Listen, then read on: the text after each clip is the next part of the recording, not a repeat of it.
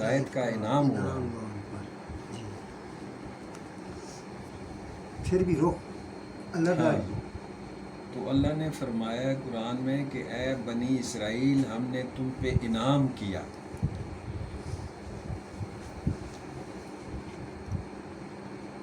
تو جگہ جگہ انعام کا ذکر ہے، فضل کا ذکر ہے، کرم کا ذکر ہے. تو فضل کیا ہے؟ فضل کیسے کہتے ہیں؟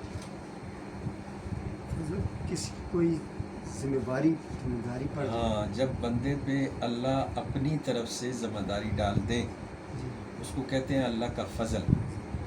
کہ آپ کی شادی ہوئی تو ذمہ داری بڑھ گئی، گھر میں ایک بیوی یا خاتون آ گئی، آپ کی ذمہ داری بڑھ گئی، یہ اللہ کا فضل ہے.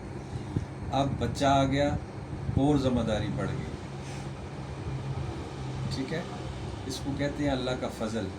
اور جب تم جمعہ پڑھ چکو تو اللہ کا فضل تلاش کرو، کہ کوئی ایسی ذمہ داری تلاش کرو جو آپ کے ذمے ہے.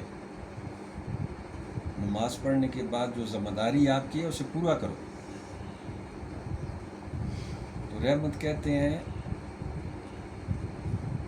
وَمَا أَرْسَلْنَاكَ إِلَّا رَحْمَةً لِّلْعَالَمِينَ،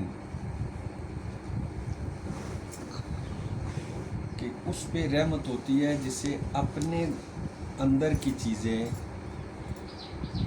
غلطیاں سمجھ آنے لگے. جب بندے کو اپنی غلطیاں سمجھ آنے لگے، سمجھو وہ اس پہ رحمت ہو گئی اللہ کی. اس پہ کیا ہوا؟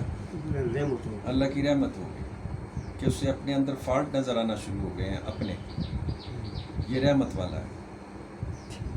اور کرم والا کون ہے؟ اللہ نے کہا کہ اللہ کا کرم کس پہ ہوا؟ ان لوگوں پہ جن کے اعمال درست ہونا شروع ہو گئے، جو عملاً ٹھیک ہونا شروع ہو گئے، وہ کرم والے ہیں. جس پہ رحمت ہو. ہاں، جیسی رحمت ہوئی فضل ہوا، پھر رحمت ہوئی، پھر کرم ہوا.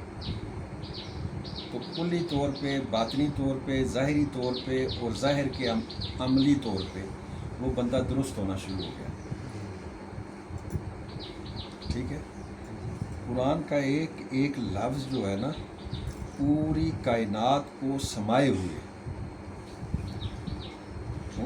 جی جی، قرآن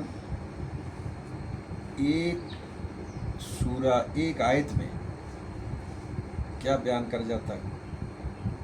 پوری کائنات کو بیان کر